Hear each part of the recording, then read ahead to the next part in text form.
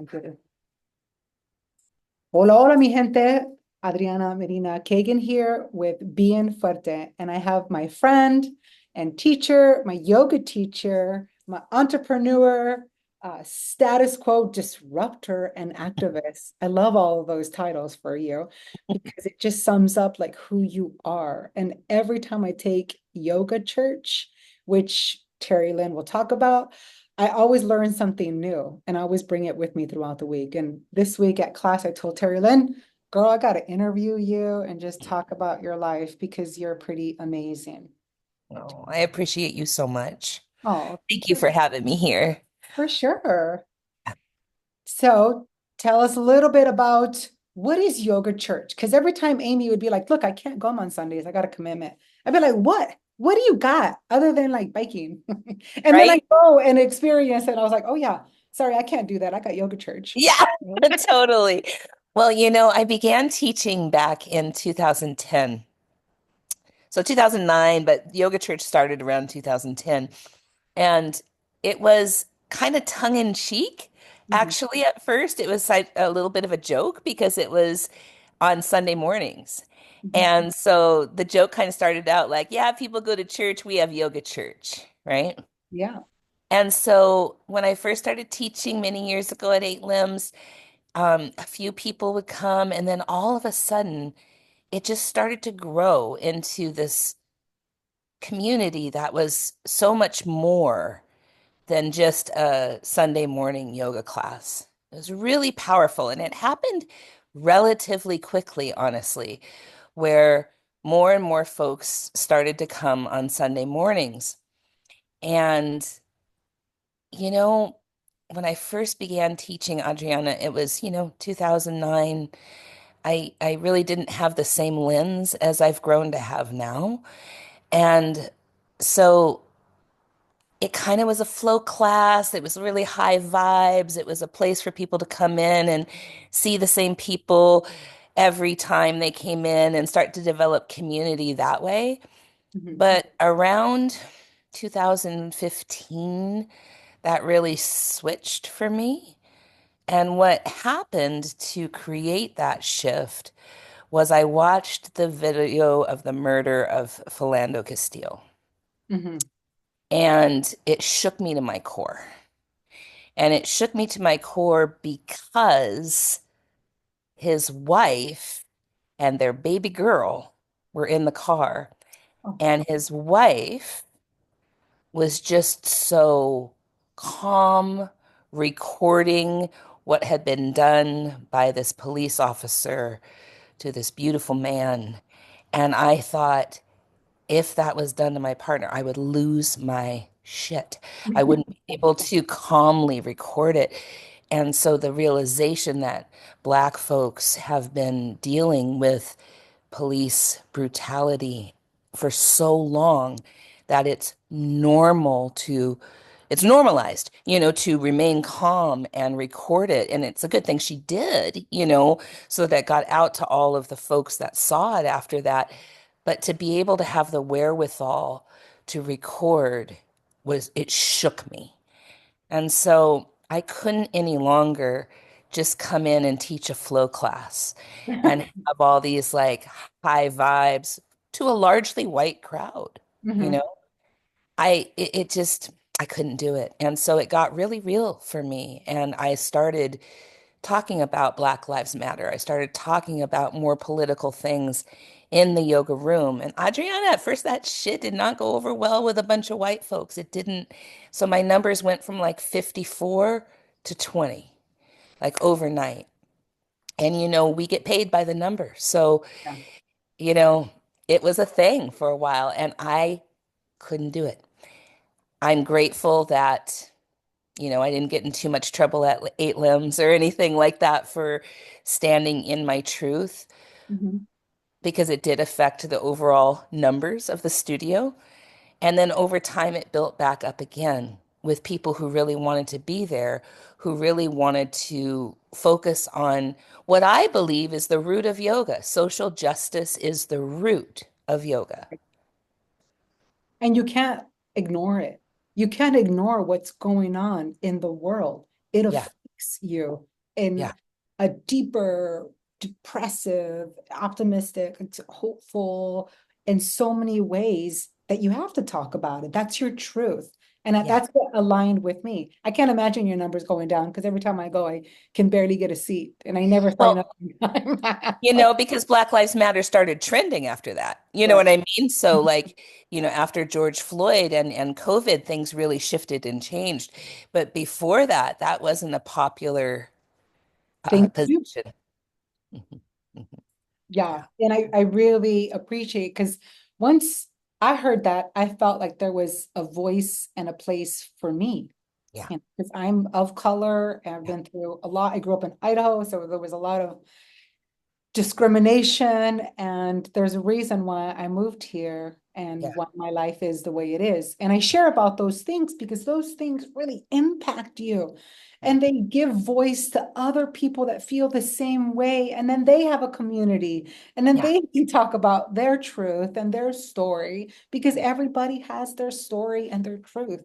And if it doesn't match with somebody else, it doesn't mean it's bad, good, right, or wrong. It's just like, I just want to be around people that are going to support me because that is my community. It didn't Totally. come super easy. My story is, I talk about it in the podcast and it was hard, but it's also the way like people showed up for me. The support wasn't necessarily just in my sisterhood. It was with my friends. My friends became my family and they still are just because there's more, my family's spread out. They're not in Seattle. They're all Yeah. over. So my friends become my family. Totally.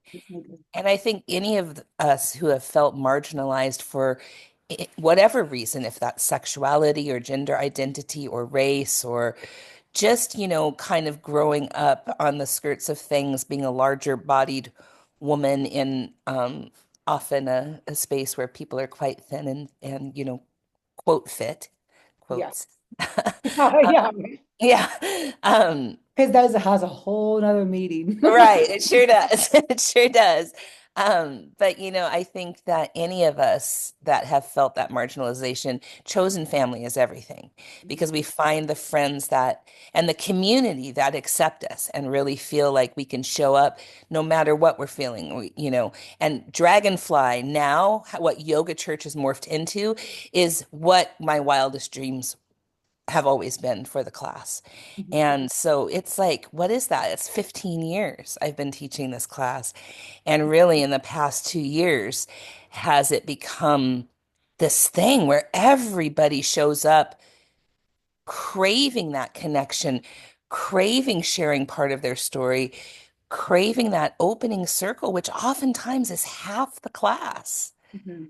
We spend half the class connecting and talking and getting to know, our stories and one another and how important that is for community. Exactly. Because of the fact that everybody's at a different spot, it leaves room for everybody else to take that in, bring it in, share the excitement, bear with the trauma or whatever is happening. Every time I bring a friend, and I brought many friends, they were like, oh my God, that's like therapy for me. That was great. Yeah, that's You awesome. can I love exercise and do therapy. And it's just like another form of doing something that is good for your soul. Because, like working out, it does really change your brain and your body and it helps you connect. Yoga does that for me as well. Like, yeah, because it's the opposite of working out. It's like the stretching and the flexibility, and you do your part. I like the way you say advanced yoga is the yoga that your body needs that you listen to. yeah, That is, totally. yeah, that was so beautiful because I was used to handstands and Ashtanga's yoga and all these other different kinds of yoga. But then I get there and I'm like, oh, wow, like we do get to do everything. And seeing all these bodies and all these people, I can't remember his name, but he doesn't have Mhm. finger. I was like, I love sitting by or behind him because he Yeah, just lays down every excuse for me to make up not being there or whatever it is. I'm just like, oh, totally. get go. Totally. And when that started to really take shape and, kind of after the exodus of folks that really we're just showing up for a workout or Mhm. showing up for, the lighthearted aspects, rainbows and butterflies. The Yeah. spiritual bypassing of that yoga can be. Once the exodus of that happened and more people started showing up with different abilities, Mhm. with different body types, with different gender identities and sexual identities, with different racial identities. And, you know, that means everything to me, that I can create a safe enough space for folks that have felt marginalized to show up. That means everything. So if there are 20 people like that showing up, it's more important than 54 that are, showing up just wanting to work out Yeah, and stay in definitely. practice. And it includes everything because you talk about like the roots of yoga. That was really interesting on Sunday, Mhm. the roots of yoga. And I was just thinking about how machisto things can be. Yeah. And I just felt like that is gross. Like you have changed the idea of what yoga and how we do yoga different, like so much that even just hearing the roots of that different type of yoga, it kind of rubbed me. I was grossed out. I was like, Yeah. oh, like Yeah. thank God it's not like that anymore. Yeah. And Yeah. that's an inspiration too, that it has Yeah. so much and that we can include, at the end, you close the sessions with amen or amen or Black Lives Matter Yeah. Yeah. and Yeah. you say it in Hawaiian and you say it in all these different languages. And I'm just like, that is a voice for all of those peoples, right? Mhm. That we do respect Yeah. because they do influence. And in one way or the other, food or culture or whatever, we incorporate it in this country of a melting pot that we are, but it Yeah. also adds to us as our personality and who we are as well. Yeah. Totally. Yeah, so that was an interesting discussion that we could go into for like a whole other podcast just on what Stuart had brought up about the roots of yoga, and so what I believe you're speaking to is when Stuart said that he had met one person who had the idea that the Gayatri mantra should not be chanted aloud, should not be chanted by women, and that's a really old school and certain sect of Mhm. thought, right? Right. Where Tantra really changed that and brought chanting to more people. And so, how the evolution of yoga has happened over the years from different sects of yoga that are really strict, Mhm. like Ashtanga, very strict, and would say that if the women are on their menstrual cycle, they cannot practice, they can't be in the room, Yeah. and so that kind of thought, Mhm. um, which is, dated and doesn't really apply anymore to our awareness now in spaces. Mhm. And so there's a delicate balance how we honor the roots of yoga Mhm. and not try to appropriate the practice of yoga, but still move it forward.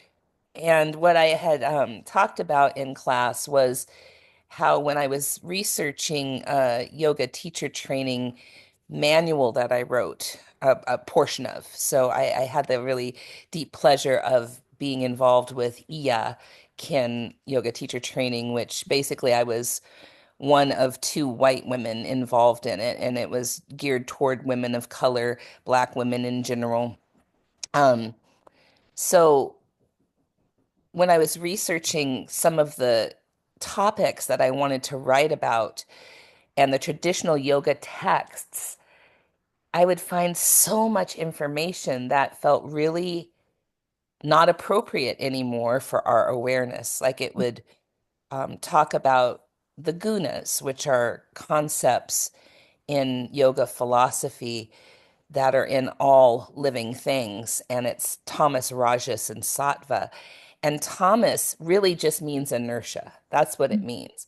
But in a lot of texts, it would be called darkness. Even I saw languaging evil Mhm. and black. Mhm. And then Rajas would be um, all it really means is action. Mhm. And it would be the color red. Um, they didn't really talk about the downfalls of Rajas. It was more like, oh, it's action, it's movement. So it sounded innately better than Mhm. inertia, right? And then Sattva, which is balance, was white. And so just looking at that from the lens of anti-blackness and anti-racism, that's not the languaging I'm going to use, creating a teacher training manual for largely people of color. Right. Right. And so, but it's good to talk about it and Mhm. say, okay, like look how this languaging is innately colorist, Right. is innately racist. And those are the kind of things that excite me about moving forward with this ancient practice of yoga and how we can bring it into our times to better serve all people. Right. And that's what I love about your yoga too. It's like a little bit of everything. Because Yeah. I've taken yoga. Oh, I've only gone like on maybe, I've only gone on two retreats, and one was yours. Yes. And I had a fitness retreat of my, before COVID, but I was really just moved by like all different kinds. Like it's not just one type of yoga. It's Yeah. a good like mix of different yoga. Yeah. And when I went to a different Miraval, I don't know if you've heard of it. It's a spa and spa resort place here in the US. Okay. They had like all of those different yogas, and then you could go to different ones in different classes. And I was like, that's way too much for my head. I can't do Yeah. that. So Yeah. I Yeah. like Yeah. the way you mix all those yogas in. And then again, you take it as you leave it. If you don't like that, then don't do it.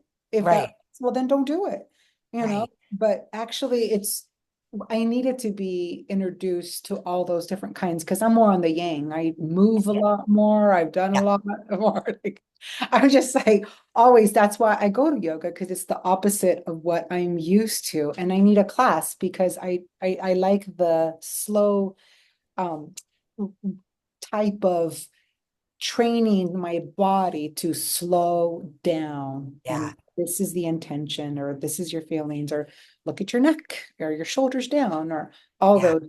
So, and in that, I think you find what works for you. And that's what appeals to all these different types of bodies. And that's why I like the yoga, is because it's all different bodies Yeah. in this space that we can share and we can commune in and enjoy. Like I love seeing those familiar faces from the retreat, from Yeah. like I got to know a little bit better. And it's that community when I come back into yoga. So Totally. Totally. I know it fills me up too. It fills me up for the week too.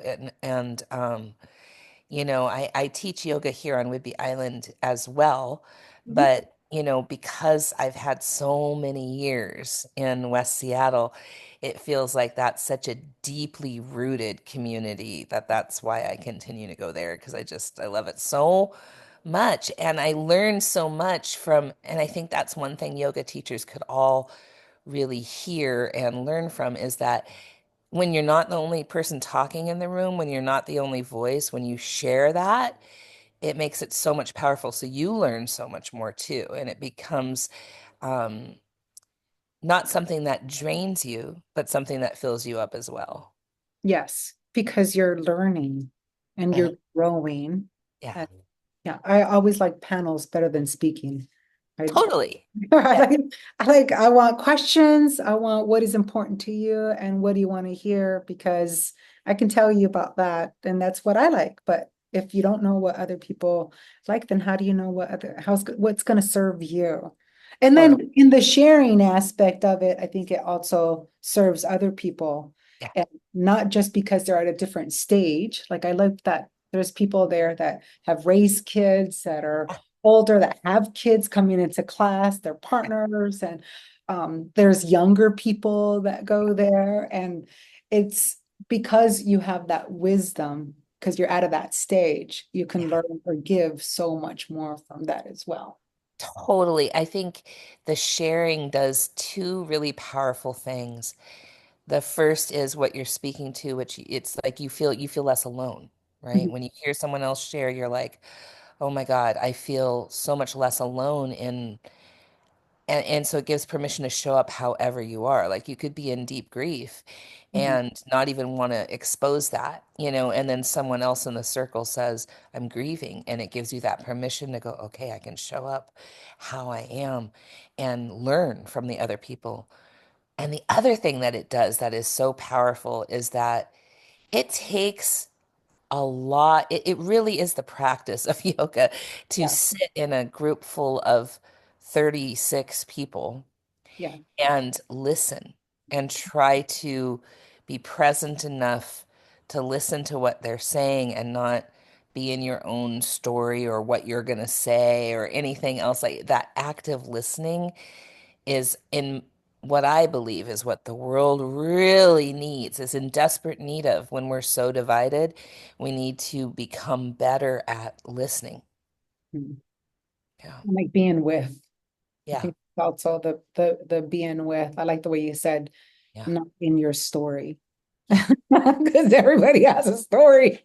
Totally, totally. And just, it was really uncomfortable for me at first when the shares would go on for a really long time because I would feel like, oh my God, people are going to want to move. People are going to want to move. And so I'm feeling into that. And some people are getting really antsy. And so I'm very, kind of empathetic and can feel the whole room's vibe. And so it was such a good practice for me to go, no. This is an important and crucial part of this class. People actually show up for this class. It might not be what everybody wants. That's okay too, you Yeah. know? Mhm. And sometimes it's shorter and sometimes it's longer. Yeah, I noticed that as well. yeah, yeah, But it's definitely a safe haven for what is going on in this world. totally.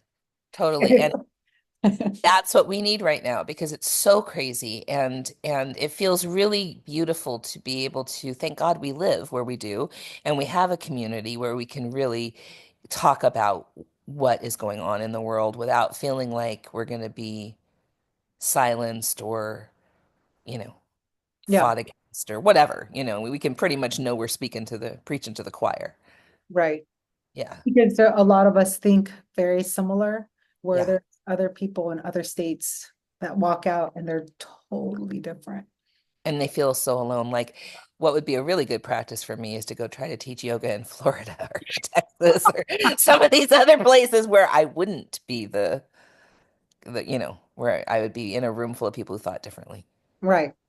Yeah. It is. But I think that's what gives us more gas in what we do, Yeah. right? And Yeah. For sure. I take it in. I teach people, and what do you call? I'm an empath. So when Yeah. they're sharing their things, or maybe not even sharing, I can feel it, and Yeah. I'm all right. We got to work that out. Yeah. Like, let's go here, or how about we just foam roll and get that out of your body Yeah. and here, like total different opposites, but like because we have so many people coming through to Yeah. it, you can feel it as well. For sure. Yeah, Mhm. I love that. And 15 years, I just started going like 2 years ago. That's why he said share about how this started. Maybe Yeah. I think it was shortly after my brother died, or maybe before my brother died. And that was a great space for me to just move and be able to talk about it. Or I had four deaths already since yeah. And so it was my father and then my brother and then my mother and then my other brother. Isn't that crazy? So I look intense. at it and I'm just like, no wonder I'm a little bit of a, you know, Yeah. like torn and in grief, but yet I'm also enjoying what I do have and what I'm still around. And it just shows me that I have to share more about like other people that have been through similar things and can really move through that. That was when my dad died, I thought about somebody that had shared about their father and how it was so weird to be there for their father when he wasn't there for them. And I was in that same boat, like, yeah, like, could I give that grace? Like, Yeah. yeah, why not? I Yeah. have it. I'm supported. I can give that support too. Oh, I And love really that. did open my heart, girl. Yeah, So, you're speaking to what just that makes me feel like I'm coming alive because that's exactly it. Like when we hear other people's story and we can tune in and touch that same part within us, then that's compassion, right? And empathy. right. And so if we get this practice, it's like working out, right? When you start doing bicep curls and maybe you can only do 10 pounds at first and it hurts. And then before you know it, you're doing 20 pounds, or whatever. You train your muscles. We're literally training our presence Mhm. in yoga church and our ability to have compassion and empathy and forgiveness. Yes, That's huge. it And is. any spiritual path, they will ask that of us. They will ask for compassion, empathy, and forgiveness. And so those are like the hard ones, man, Mhm. especially when the world is messed up and there are people in power that are abusing power and working against every single moral that we have, right? It's really hard to have any kind of um, compassion or empathy for anyone who follows that. I have my mom who is a Trump supporter, and it's like when I'm in yoga church, I'm building that muscle Yes. because I'm around people that's easy to have compassion, empathy, forgiveness for, right? So then when it gets more challenging, like with my mom, to try to see the innocence in her that she just doesn't know what she's supporting and trying to have some kind of compassion and empathy and forgiveness for her. Mhm. Practice. I like the way you say yoga isn't just what's on the mat. Yeah, That's yoga, right? That's the yoga outside of here. Can you really meet or take care of your own needs so that outside of here, can you really practice? And it's hard, it's but it, hard. Yeah, yoga is 99% off the mat. It's when yeah. when we come together on the mat, that's the medicine Mhm. that can keep us available to practice off the mat when we're feeling triggered or we're feeling isolated or at the root of that often is a feeling of not belonging. Mhm. And when we come into this space where we feel this large sense of belonging, it bolsters that so that maybe we don't feel such a deep disconnection to our belonging when we're in spaces where, you're dealing with a parent or someone else that, Mhm. you have a history with. Yeah, where you said it, it's like the less alone Yeah. and the community and like we were talking about, you create the community that you wish you would have had, Mhm. Totally. you know, and it is, and I love being able to like go to the Nicaragua retreat because then I got to know people on a deeper level and then Totally. hear their story, be moved and just like I was so excited last year when people came back from Nicaragua and they were just like, "Whoa, Yeah. I want some of that. Like, sign me up for next year." Totally, totally. And like Annie, And how you then brought Annie came in. Annie, and I loved her. And just her story and getting to know her, like it was so fabulous. So that, both ways it works. Like, you're bringing in people that I don't know, and I'm like, oh, I love this person, and it's like that's how the community grows is word of mouth, always word of Yes, mouth. Yeah. yes. And I think it's more than 40 something people now in yoga, right? Yeah, It it's feels I like it. mean, the room is full at 36, and so there's always 36, and then sometimes there's people out in the hall. There's overflow. Sometimes Yeah. I'm out in the hall. Yeah. Out in the hall. I like the way that was talked about, like all the late comers, I know. late summer in Oh, John. I mean, if I didn't have to take a ferry, I would probably be late too if I lived in West Seattle, so that never bothers me. Yeah. We're optimists. I loved that. That was such a great, That was so beautiful. It's like it we're late. was such a great We think picture. we can do something else. We can Yeah. do We think, one more. oh, it only takes me 10 minutes to get there. I'm an optimist. Yes, but you're coming in from Woodby, I'm girl. coming in from Whitby. For me, it's always an hour and a half. Yeah. My goodness. Yeah. Yeah. And you grew up in Tacoma, right? Yeah, yeah. I grew up in Tacoma and then moved to West Seattle and then moved to Whidbey. So the only three places I've ever lived in my life is Tacoma, West Seattle, and Whidbey Island. That's too funny, you Yeah. know, because it's such a big different. What got you over to Woodby? What? Ooh, you don't know this story. This is a good story. Tell me. Okay. So um I was it was in the heart of COVID. Mhm, So I took my practice online, as a lot of us did mhm, in COVID. And my friend Conti was living with me at my house that I owned in West Seattle, and my son was living there. And we also had a downstairs roommate. So there was a lot of us in this house. And so then COVID happens, and you're all on top of each other pretty yeah. much, right?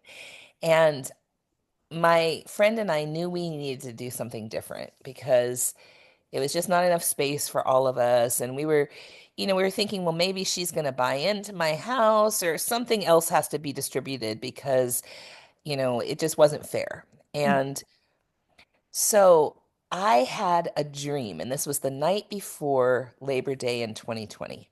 Wow. And I had a dream that I was in a boat and someone else was oaring the boat.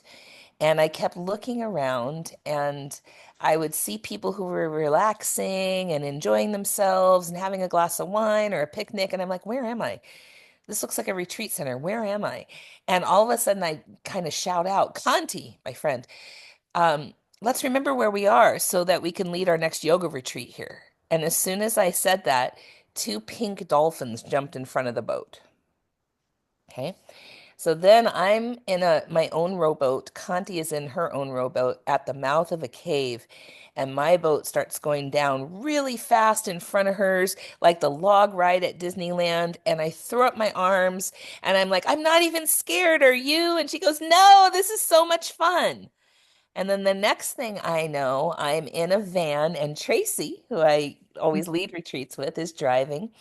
And I'm in a very back row, and this woman with gray hair and a French braid is in front of me, and I can't really see her face. I can only see like half her face. And I'm like leaning up, going, "Excuse me, can you tell me where I am?" And she said, and I said, "I'm sorry, I didn't hear you." And she whispered again. And then this is the part I find so profound. I said, I know it's my ears, and I'm really trying. Is there any way you can tell me where I am?" And she handed me a piece of paper, and it was a ferry receipt that said Freeland. And so I woke up and I put Freeland into Redfin, and the first property that popped up was on Dolphin Drive. Oh my God. And so we started looking at it. I was telling Conti about this, and she was like not into it at first, and she's like, "Whatever, I'm gonna go water the garden." And then we were doing my yoga class, and it was all on the third eye. And so, vision and intuition.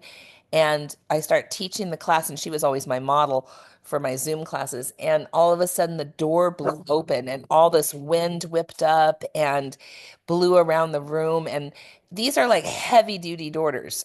Went and closed them, and they just blew right back open again. And I was like, this is God. We have to go see this property. And when we did, and we met the owner, she had gray hair and a French braid. And I am not lying.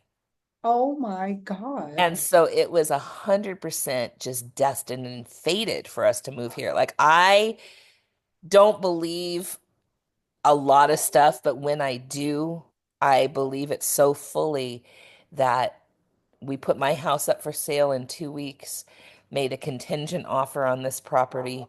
Her dad came out to see it. Her dad gave her an early inheritance so she could buy into this property with me. Like, Mhm. we just changed our lives, just followed the dream, Oh literally, my God. That was 5 years ago. 5 years ago. Look at that.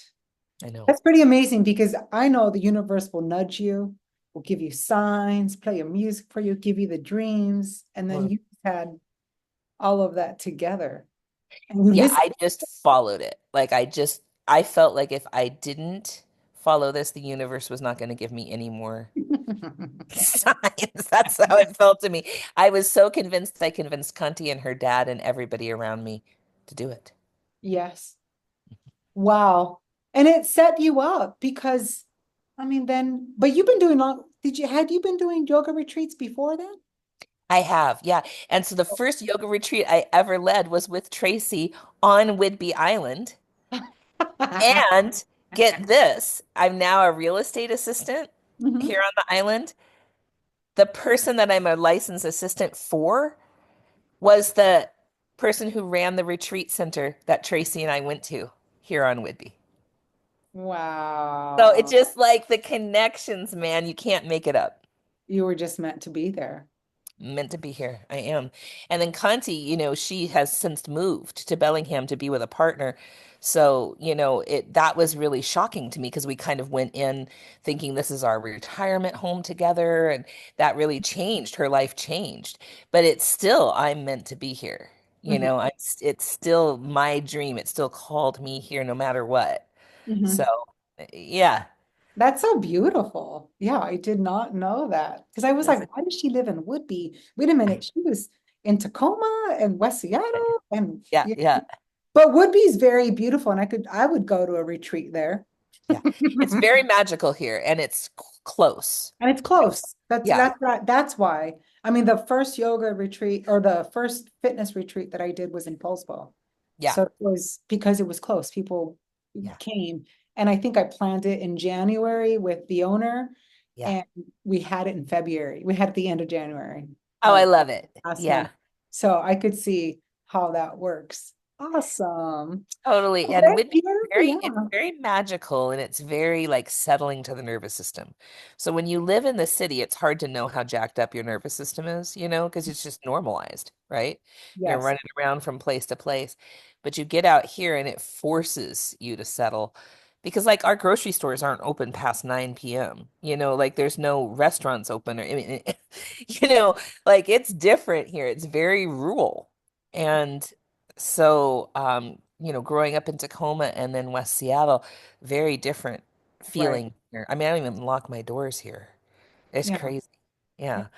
And so, it forces this nervous system settling, and that sounds really wonderful, but it also creates space for all of your shadows to start to come up Hmm. because you're finally settled enough to deal with all the deeper stuff. Right. And sometimes Whitby calls people in and then spits them right back out again. The way you brought that up, because I remember you said that was my mission with yoga is to settle people's nervous system Yep. enough Yep. so Yep. that you can really process all of those both. Yes. Yes. So it's like, when people say, what is your passion? What are you meant to do in the world?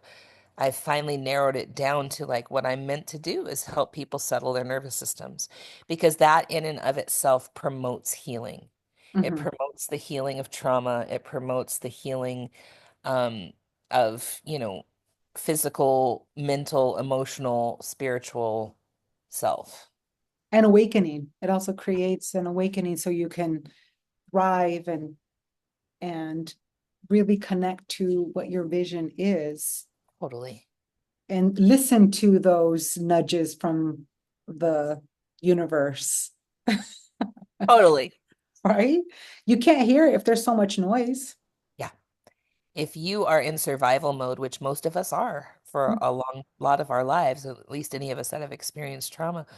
And so to have, I mean, I'm almost 55. I'll be 55 next month. And I feel like it's just in the last couple of years, really, that I'm starting to feel settled. Wow. Yeah. How long have you been doing yoga? A long time. Since 1999, so sometimes things take as long as they take. And we're Well, sneaky and our nervous systems are so smart. They're so smart. So for a long time, I did really fast flow yoga because I didn't want to hold poses. I didn't want to feel. I wanted to do something that I thought was like a moving meditation, but really it was just my own avoidance. I didn't have to think, I didn't have to feel anything, right? And usually, what draws us into yoga is that we start to feel better, right? We start to feel stronger, more flexible. We start to get that kind of yoga high. People get like runner's highs. But if we practice long enough, undoubtedly, the deeper aspects of the practice are going to take hold. And sometimes that is not cute. It's not pretty work, right? It's it's not not the pretty work. romantic part of yoga. Yeah. But it does take a while. I mean, I think often, like I got into fitness in 2001, like Yeah. 2001. But I Yes. feel like I learned something every day. Totally. I learn more and I realize how much I don't know. Yes. Or you go through stages, like going through menopause now. It's like, oh my gosh, all my clients that were warning me. Right. Right? Right. I didn't have the capacity to understand because I hadn't been through it, which It's was different than like when they were pregnant and having kids, because I knew yeah, how to train yeah, pregnant people. Like yeah, that was my ability to train people yeah, having a baby, people doing a competition, doing all these things. But with menopause, I had no clue. yeah. No clue. I know it's so great how wisdom keeps happening. I think that's why we stay with it, right? Because we keep learning. It never gets boring. You- No, Yeah, no. You can always yeah, flip the switch or go through a different stage and then it brings totally. up everything else and Yeah, it ruffles it up again and you have to relearn it in a different way. totally. And I think back on that sweet little naive and innocent Terry Lynn who just didn't know. And I can think sweetly about her now instead of like embarrassed of what I didn't know. Yeah. It got you to do what you needed to do to Yeah. be where you need to be so that we can accomplish what we've accomplished. Even all the mistakes, I think of that. That's probably why I throw that out there at people like, why, what are the best lessons that you've learned? Because they were the biggest mistakes, but it was actually the most incredible life change experience that I needed to have so that I can be where I'm at, or else I wouldn't have moved. Totally. We don't grow in our comfort zone. And we also don't grow in our overwhelm zone. So we're Mm, trying to find that middle. And that's why, when people always have said to me, well, yoga's so hard. Why is yoga so hard? And I was like, well, we're not growing if we're comfortable. mm, It's nice to feel comfortable, but we're not necessarily growing there. But we also can't jack ourselves up so much where we're in overwhelm too much, too fast, too soon, because we won't learn there either. So yoga, we're trying to surf that edge where you're finding discomfort and you're breathing into it. And again, we're training ourselves. We're training our nervous system to go, all right, you're not going to die. Nothing terrible is happening to you right now. You can breathe through this. And so then, like one of my most profound moments that I ever had was in a class with Sean Corn. Do you know who she is? mm. Oh, I I do. love her. She's really good. She's really good. And she is one of my main influences. And she was holding us in lizard pose. So it's a deep hip opener. It's the one where you have your right shoulder underneath your right knee and you have both hands around that right foot and you're really deep in your hips and Mhm. I was just struggling so hard. Like it was cramping. It felt like barbed wire. And my voices were going, oh my God, you don't take other people's classes enough. You are not strong anymore. You are not flexible enough. You are too big. You are not enough. You are not enough. You are not enough. Oh, So that was the gift. And if I wasn't in that struggle, because I'm in this pose, I'm feeling all these things, and she's saying, what are your narratives that are coming up right now? Do you have a sensation? Does that sensation have a narrative? What is that narrative? And my narrative was, I'm not enough. And mm, so I can take that off the mat, and anytime I'm starting to feel uncomfortable, Anytime in a conversation when I'm starting to feel like I don't belong, I go to I'm not enough. Mhm. So how can I tend to that so I don't come out sideways at people? So there's this part of me that thinks I'm not enough. How can I tend to her? You're okay.